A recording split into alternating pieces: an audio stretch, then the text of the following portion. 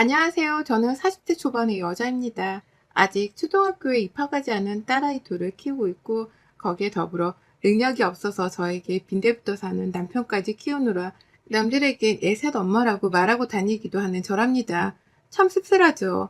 더 어릴 적에는 이성적인 호감으로만 남자를 보고 만났어요.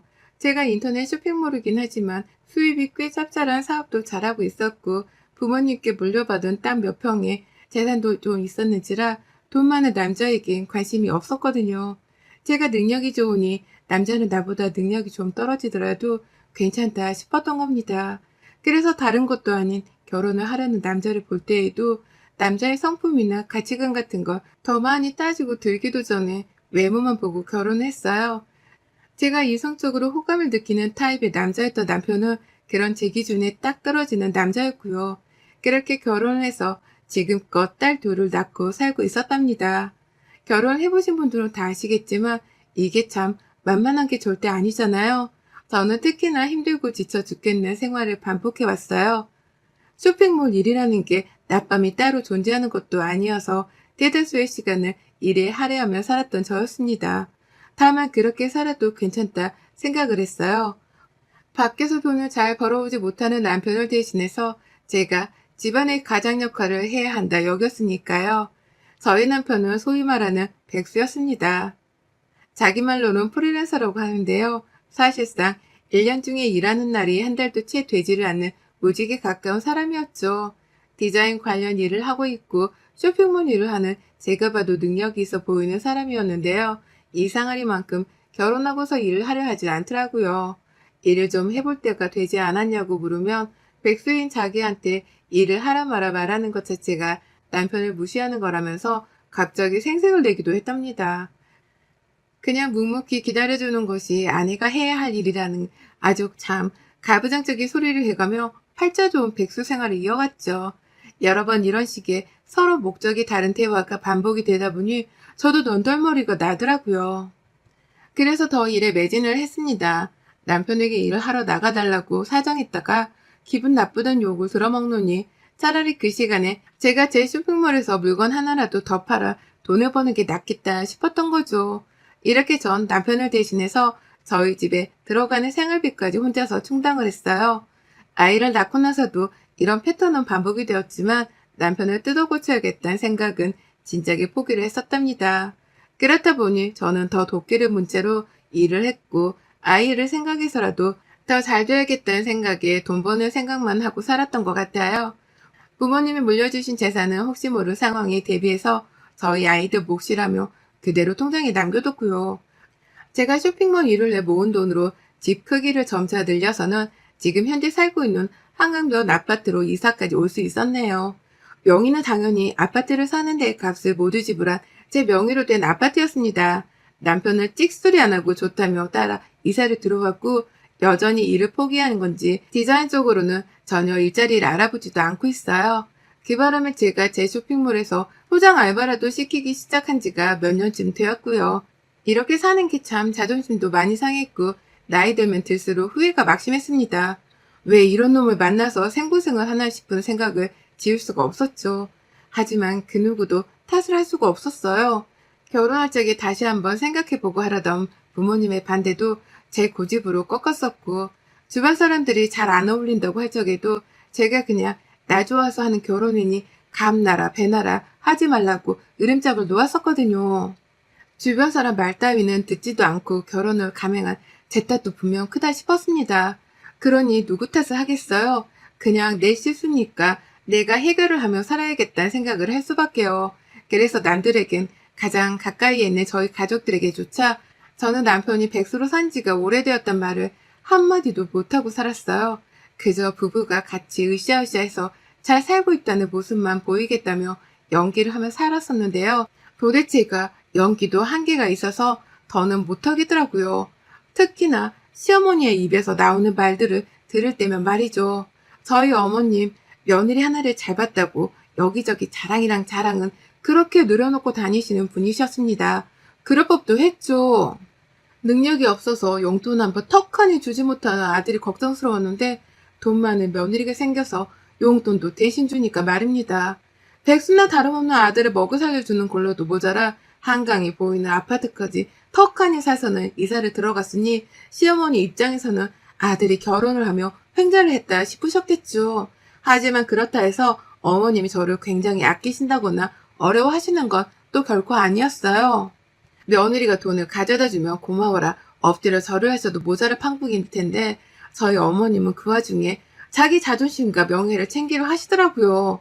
시어머니라는 자존심과 명예 말입니다. 며느리가 상전이면 안 된다는 생각이 머릿속에 딱 박히셔서는 늘 저하고 함께 있을 때면 윗사람 대접을 받으려고 손을 꿈쩍도 안 하셨어요. 저희 집에 오시더라도 아님 시댁에 모이는 날에도 손 하나 꿈쩍하지 않고 하루 종일 지 아들 먹여 살린다고 일만 하다 온 저에게 심부름이란 심부름을 다 시켜대는 분이셨죠. 지금껏 고생했던 걸 생각하면 말도 못합니다. 애가 울어도 곧 죽어도 부엌 일을 며느리가 해야 한다면서 육아나 부엌 일을 둘 다 도와주려 하지를 않으셨었죠. 그렇다고 말이라도 살갑게 해주시는 분도 결코 아니었고요. 며느리는 며느리답게 굴어야 한다면서 1년에 4번 있는 집안 제사에도 며느리를 꼭 참석시키려 하셨답니다. 이게 저한테는 개인적으로 가장 고역이었는데요. 백수 아들을 대신해서 일하느라 똥줄 타는 며느리를 배려해 주시기는커녕 늘 제사 때만 되면 저를 어떻게든 부려먹지 못해 안달이셨죠. 제사 음식도 당연히 돈 많은 제가 다 사놔야 하는 것이었고 급기야 제사 때 모이게 되는 친척 아이들에게 줘야 할 용돈까지도 제 지갑에서 빠져나가곤 했답니다. 저를 아주 집안 굴러가는 데에 써야 하는 돈줄로만 취급을 하신다는 것이었죠. 어머님이며 남편이며 제가 제사 음식을 마련한 걸로도 모자라 친하지도 않은 애들 용돈을 줄 때도 자신이 주는 것 마냥 바로 옆에서 생색을 내며 어깨를 으쓰게 되셨어요. 돈을 대신 내주는 며느리 앞에서 염치가 없다고 미안해할 법도 한데 저희 어머님은 절대로 그런 모습을 보이지 않으셨답니다. 정말 미치고 펄쩍 뛸 노릇이었죠. 평상시 저를 부를 때에도 어머님은 야 거리면서 짜증이 난다는 듯 불러대는 게 일수였고 시아버지가 돌아가신 후로는 부쩍 외롭단 말을 자주 하시면서 학가 얘기도 서슴찮게 하셨네요. 이런 저하고 급기야 같이 살겠다고까지 하는 시어머니의 심보에 저는 펄쩍 뛰었고요. 이젠 제가 하다 백수 남편으로도 모자라 그 남편의 애미까지 한 집에서 보살피며 키워야 하는 건가 싶어서 입에 거품을 물고서 거절을 했었답니다. 합가만큼은 내 인생에 절대로 일어나지 않을 일이라고 하면서 남편에게 경고까지 날리며 못을 박아두기도 했었죠. 하지만 자꾸 한강을 보고 살고 싶다고 말을 하며 합가를 하고 싶다 하는 시어머니 때문에 제가 한 번은 시어머니께 쌍심지를 켜고 막말을 날리기도 했었어요. 그렇게 외로우면 재혼해서 사세요. 라고 말이죠. 그날 후로 어머님도 자존심이 상하신 건지 학가 얘기를 따로 안 하셨고 그래서 이 일은 이딸락이 되었다고 생각했는데요. 잠시 일이 바쁘고 애 키우는 게 바빠 시어머니를 뒷전으로 두고 살았던 지난 몇 개월 동안 시어머니가 반전의 준비를 해오고 계셨더라고요. 며느리인 저하고 한 집에서 살며 아들도 보고 돈도 받고 님도 보고 뽕도 딸 그런 준비를 말입니다. 지난 4월에 갑자기 날라온 전화 한 통을 무의식 중에 받았는데요. 부동산이라는 거예요. 집을 내놓은 것도 없고 집을 살 것도 아닌데 부동산에서 왜 전화가 왔나 싶어서 황당해 했는데 이내 알아차렸죠. 설마 시어머니가 뭔 수를 쓰신 건가 하고 말이죠. 그리고 아니나 다를까 부동산 사장님이 시어머니 동네 이름을 언급하면서 여기 집 내놓으신 거 살 사람 있는데요. 라고 하시는 겁니다. 그 순간 온몸에 소름이 쫙 돋았네요. 시어머니가 사시는 현재 집을 파시려고 한 걸로도 모자라 저한테 이걸 알리겠다고 부동산에다가 제 전화번호까지 공유를 했다는 사실에 기똥이 찼죠. 그래서 전 바로 일을 하다 말고 뛰쳐나가서는 집 내놓은 걸 내려달라 했습니다. 그리고 시댁을 찾았죠. 어머님은 처음에 당황을 하시다가 나중엔 네가 뭔데 집을 내놓지 말라 난리야. 내가 내 아들 보러 들어가 살겠다는데 라고 하며 우겨대셨어요. 내 명의의 내 집인데도 불구하고 당신 아들 집이라고 생각을 하시는지 아주 당당하게 할 말을 뱉어내셨죠. 그 바람에 예상치도 못하고 시댁에 갔다가 시어머니로부터 공격을 당한 전 차오르는 분노에 말도 제대로 하지 못한 채 절대로 합가는 없어요. 라는 말만 반복하다가 답답하게 시리 집으로 돌아왔답니다. 그날 저는 밤새도록 시어머니께 당했다는 생각에 화가 차올라 잠도 못 잤고요. 옆에 있던 남편이랑도 주먹만 안 날렸을 뿐 피터지게 말싸움을 해가면서 시어머니 좀 단속하라는 말로 밤을 샜어요. 어떻게 돈 한 푼 보태지도 않은 며느리 집에 허락도 안 받고 들어오려고 생각을 할 수 있냐며 머리를 절레거렸고, 합가를 하게 되면 너랑 나랑 이혼이라면서 남편에게는 이혼까지 하겠다는 말까지 불사지르며 경고를 제대로 했습니다. 그제서야 남편도 마음대로 하라는 식으로 대답을 하고서는 더는 합가 이야기를 꺼내지 않더라고요. 그래서 전 이렇게 찜찜하지만 합가 문제가 어떻게든 해결이 된 줄 알았어요. 그런데 6월이 되었어야 이 문제는 다시금 수면 위로 차올랐답니다. 분명히 이혼도 하겠다는 경고를 날렸는데 남편이나 시어머니는 그게 그렇게 심각하게 들리지를 않았던 모양이더라고요. 또다시 부동산에서 연락이 오고야 말았어요. 남편 핸드폰으로 집을 사겠다는 연락 말입니다. 남편이 잠깐 음식물 쓰레기를 버리러 간 사이 핸드폰으로 자꾸만 전화가 걸려오길래 누구 전화인가 싶었어요. 저장도 되어 있지를 않은 게 찜찜하기도 해서 제가 무턱대고 한 통을 받았는데요. 집을 사겠다는 사람이 있단 부동산 사장님의 연락이었죠. 어느 집이냐 물으니 글쎄 또 시어머니 집인 거예요. 어머님이 여태 가만히 계시기는커녕 오히려 여기저기 더 많은 부동산에다가 전화를 해가면서 집을 팔고 계셨던 겁니다. 그것도 이번엔 제 전화번호가 아니라 남편의 전화번호를 남기셔서는 저만 쏙 빼놓고 이 일을 도모한 거예요. 하지만 그게 끝이 아니었습니다. 기분이 너무 나빠서 핸드폰을 껐다가 혹여나 이 자식이 시어머니랑 대화라도 나눴을까 싶은 마음에 카톡에 들어가 봤어요. 그랬더니만 찾을 노력을 하지 않아도 상단에 시어머니 카톡이 떠 있더라고요. 그리고 그 두 사람이 나눈 대화를 읽는데 와 정말 온몸이 끓어가는 걸 느꼈답니다. 너무 화가 나서 감정이 주체가 되질 않더라고요. 글쎄 두 사람이서 서로 집만 팔면 너네 집으로 들어간다. 들어와. 여기 어차피 내 집이야. 라는 말 같지 않은 대화를 나눴더라고요. 이 집 명의는 분명히 내 집인데 남편은 지 집이나 다름이 없다면서 주제넘게 시어머니를 모셔올 생각을 하고 있었고, 시어머니는 그런 아들을 믿고 자신의 깡을 믿으며 집부터 팔아버리고는 제 집으로 들어올 생각부터 하셨던 겁니다. 두 사람 다 저의 의견 따위는 아주 개박살을 시켜놓고서 지들끼리 계획을 짜고는 이사 준비를 해왔던 거예요. 부동산의 집을 파는 것에 남편도 주기적으로 물어보며 관리를 하고 있었고, 제 예상보다 더 치밀하게 두 사람은 저희 아파트에 들어와 함께 살 계획을 도모했습니다. 더 읽을 수도 없을 만큼 혈압이 올랐네요. 순간 캡처를 해야겠다 싶어서 그 모든 카톡을 제 핸드폰으로 사진을 하나하나 찍었어요. 혈압이 올라 뒷목을 곧 잡겠구나 싶은 타이밍에 남편이 집 안으로 들어오더라고요. 그리고는 제 손에 여전히 들려있던 자신의 핸드폰을 보고서는 왜 남의 핸드폰을 두고 있어? 내 거 몰래 봤어? 라면서 당장에 핸드폰을 빼앗아 들려고 했죠. 하지만 저는 그런 남편에게서 핸드폰을 끝까지 사수한 걸로도 모자라 그놈의 정강이를 걷어차버렸어요. 그리고는 말했어요. 니네 엄마 불러. 당장 불러서 내 앞으로 데리고 와. 라고 말이죠. 결국 그날 남편이랑은 또 밤새도록 싸우고 시어머니는 이틀이 지나서야 은근슬쩍 자신을 찾아냐면서 저희 집을 찾아오셨어요. 오히려 오라고 부르면 못 오게 하실 줄 알았는데 남편은 그래 이참에 다시 한번 대화를 잘 나눠보자. 우리가 서로 가족인데 이건 아닌 것 같다. 라고 하면서 오히려 더 당당하게 시어머니를 부른 겁니다. 졸지의 남편은 지가 선심을 쓰는 듯한 입장이 되었고 저는 제 집에서 불편한 손님인 시어머니를 마주하게 되었죠. 시어머니는 평상시보다 훨 낮은 자세로 저를 맞이하셨어요. 보통 같으면 며느리는 며느리다워야 한다면서 혼자 시어머니 짓을 하겠다고 콧대를 높게 세워서는 깔보시 분이셨는데요. 웬일인지 손에는 애를 먹으라고 아이스크림까지 들고서는 찾아오셨더라고요. 그리고는 자 우리가 긴 대화를 나눠봐야지 라고 먼저 선심을 쓰듯 저를 거실로 불러내시는데 이것들이 쌍으로 정신을 못 차리고 내 집에서 주인 행세를 한다는 느낌이 팍 왔습니다.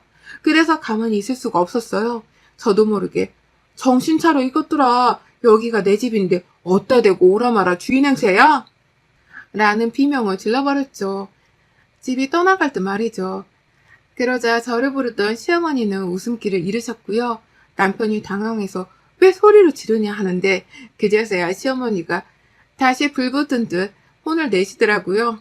이게 보자 하니까 집 좀 있다고 요새 떠는 거야 뭐야? 시어머니 앞에서 누가 소리를 지르래?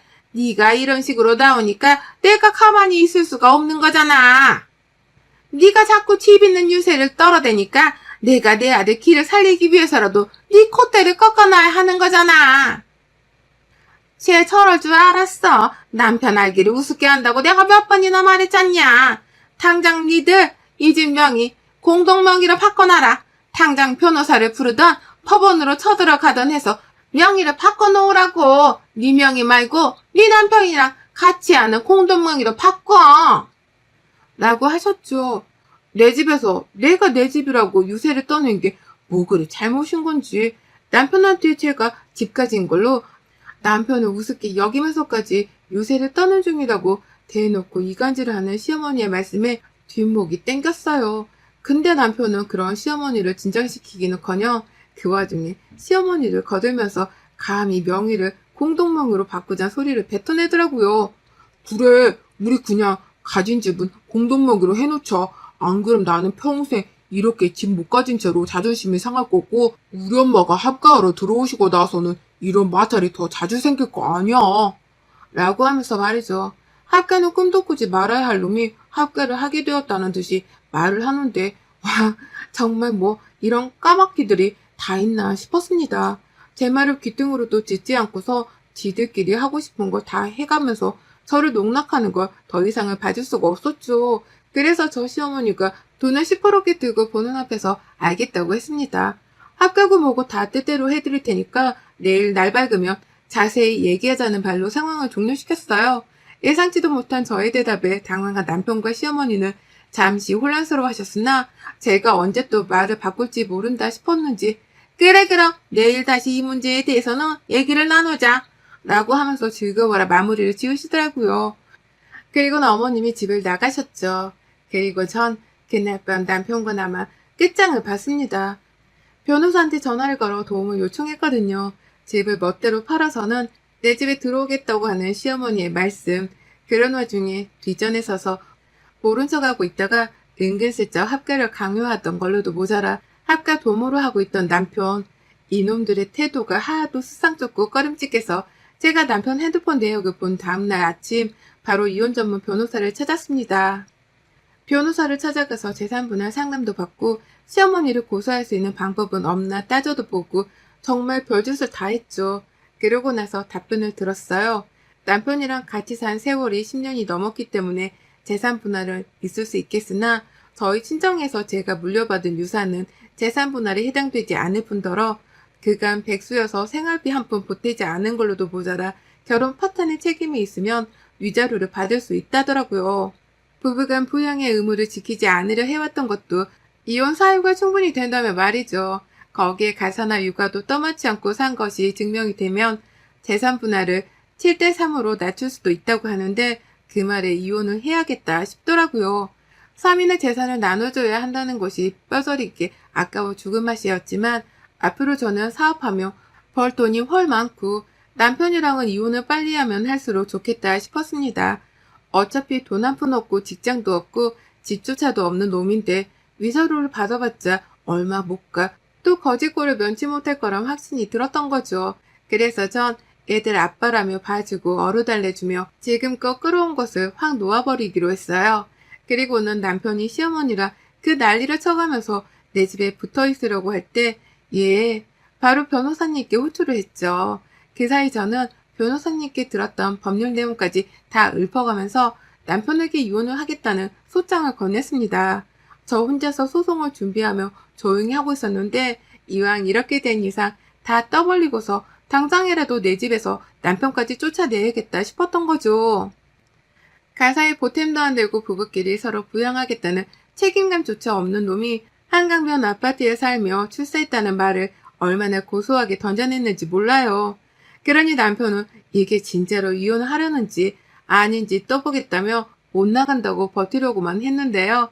결국 나중에 변호사님까지 출동을 하시고 변호사님이 법 어쩌고 하며 이거 다 위자료 물어내야 하는 짓이라 말을 하니까 남편에 이어서 시어머니 납비까지 새까맣게 변하더라고요.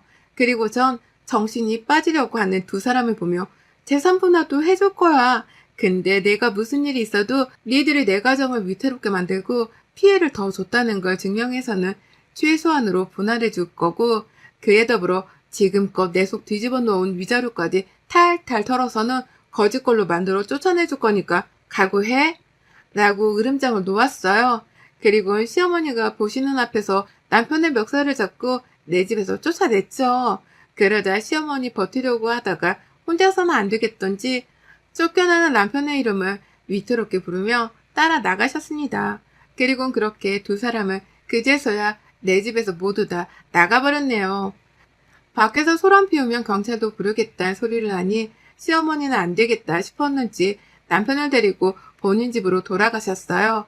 밤새도록 걸려오는 남편 연락에 시어머니 연락까지 정말 핸드폰에 불이 날 지경이었지만 저는 꼼짝도 않고 변호사님이랑 이혼소송에 박차를 가하겠다는 계획만 더 깔끔하게 세웠습니다. 집 비밀번호도 바꿔버렸네요. 남편이 돈을 지불한 거라곤 지가 입을 옷까지밖에 없었기에 남편 옷들만 캐리어 가방 하나에 싸서는 시댁으로 보냈더니 저희 시어머니가 어쩐 줄 아세요? 그 가방을 그대로 혼자 읽어지고서는 저희 집으로 찾아오셨답니다. 제 발로 직접 혼자서만 집을 찾아오신 어머님. 합가해달라고 또 조르려고 오셨나 싶었는데 이게 웬걸? 아주 을중에 을이 되어서는 갑인저를 대하느라 난리셨어요. 허리 숙여 저희 집안에 들어오시더니만 제 눈치를 보느라 소파에 앉지도 못하시더라고요. 바로 전날까지만 하더라도 저한테 합가 얘기를 나누자며 오라마라 손가락질을 딱딱 하시던 분이셨는데 말이죠. 제 눈치를 그렇게 보시던 어머님을 전 끝까지 소파에 앉으라 말하지도 않았습니다. 저 혼자 제 집안에 소파에 앉고서는 서있던 어머님께 왜 오셨는데요? 라고 물었어요. 그러자 어머님, 그간의 시어머니 기강을 세운다며 콧대 높게 살던 모습은 어디로 가고 이제 와서 깨갱거리며 저한테 부탁을 하시더라고요. 내 아들이랑 이혼은 하지 말아줘라 라고 말이죠. 어머니 말하면 부탁도 아닌 애원이었습니다. 자기 아들이 저랑 이혼까지 하고 나면 정말 더 이상 살 이유가 없을 만큼 볼품없는 애인데 그런 애를 어떻게 지 자식들이랑 떨어뜨려 놓으려고 하냐면서 저한테 허리를 더 바짝 숙이고서는 매달리시더라고요. 제발 한 번만 아들 인생을 다시 구제해달라고 말이죠. 하지만 저 그런 시어머니를 가소롭다는 듯이 지켜보기만 하고 애원을 하실 만큼 하시도록 구경거리 마냥 지켜보다가 할 말 다 했으면 나가세요. 라고 친히 현관문까지 열어드렸어요. 그러니 어머님 제 기분을 수틀리게 하고 싶지 않으셨는지 너만 믿는다? 라고 하면서 울먹이며 집을 나가시더라고요. 하지만 전 어머님 뒤통수에다 대고 마지막으로 말씀드렸어요. 어머님, 저는 어머님께 믿음을 드릴 마음이 없답니다. 어머님의 믿음에 꼭 저버릴 수 있도록 시원하게 아드님이랑 이혼해드리고 이 한강뷰 아파트에서 빈털터리로 쫓아낼게요. 라고 말이죠. 그리고는 곡소리가 나오려고 하는 어머님의 표정을 본 채로 바로 현관문을 닫고 걸어잠궈 버리기까지 했네요. 이혼을 하기까지의 결심을 하는 게 결코 쉽지 않았는데 하기로 마음먹고 나서 보니 왜 진작 하려고 하질 않았는지 후회 막심입니다. 그 정도로 이제서야 합가 히스테리에서 벗어나고 속도 시원해지려 하네요. 얼른 이혼하고 남편의 흔적도 다 없애버리고서 후련하게 저 혼자서의 혼자서기를 해보렵니다. 황금알 낳아주는 거위를 제 손으로 쫓아낸 시어머니와 남편이 평생 후회로만 범벅이 되어 사시길 바라며 말이죠. 여러분의 생각은 댓글로 남겨주세요. 오늘도 시청해주셔서 정말 감사합니다.